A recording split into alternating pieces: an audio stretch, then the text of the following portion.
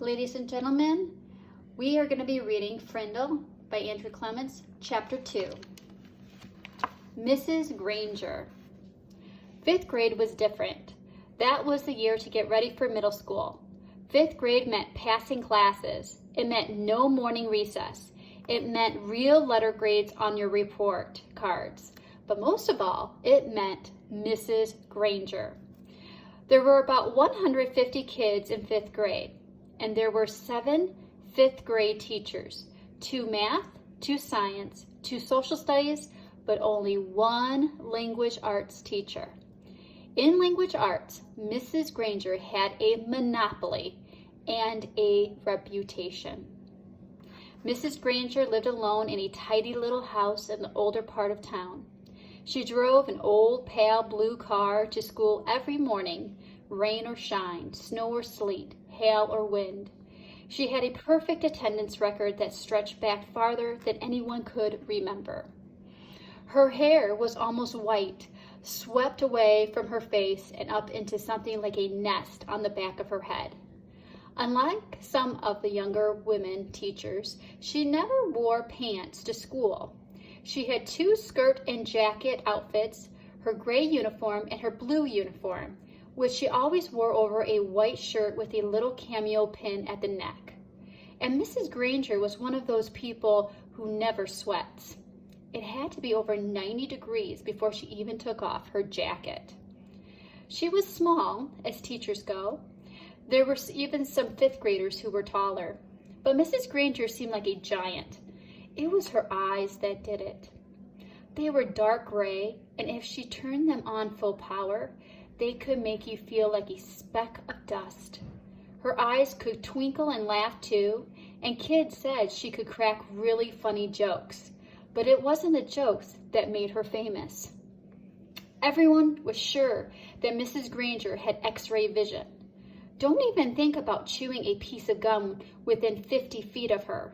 If you did, Mrs. Granger would see you and catch you and make you stick the gum onto a bright yellow index card. Then she would safety pin the card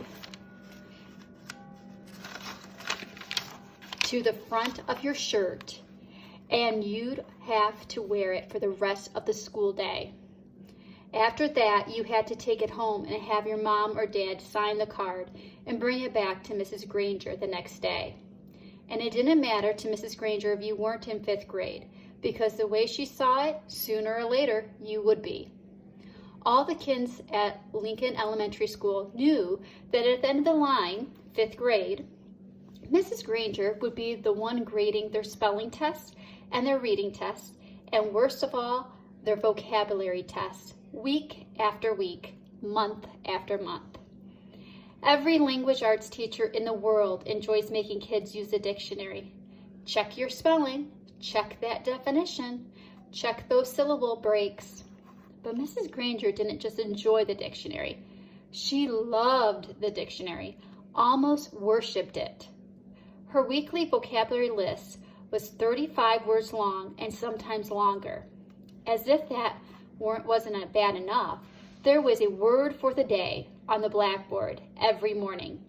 If you gave yourself a day off and didn't write one down and look it up and learn the definition, sooner or later Mrs. Granger would find out, and then just for you, there would be 2 words for the day for a whole week.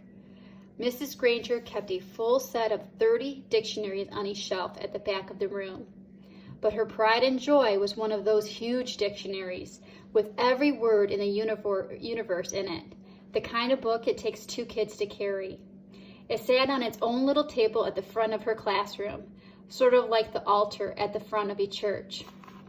Every graduate of Lincoln Elementary School for the past 35 years could remember standing at that table listening to Mrs. Granger's battle cry, "Look it up!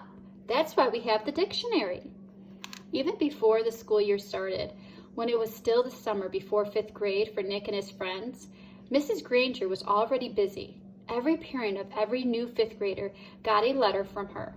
Nick's mom read part of it out loud during dinner one night in August. Every home is expected to have a good dictionary in it, so that each student can do his or her homework properly. Good spelling and good grammar and good word skills are essential for every student. Clear thinking requires a command of the English language, and 5th grade is the ideal time for every girl and boy to acquire an expanded vocabulary. And then there was a list of the dictionaries that Mrs. Granger thought it would be acceptable for home study. Mrs. Allen said, "It's so nice to have a teacher who takes her work this seriously." Nick groaned and tried to enjoy the rest of his hamburger, but even watermelon for dessert didn't cheer him up much. Nick had no particular use for the dictionary. He liked words a lot, and he was good at using them. But he figured that he got all the words he needed just by reading, and he read all the time. When Nick ran into a word he didn't know, he asked his brother or his dad or whoever was handy what it meant, and if they knew, they'd tell him.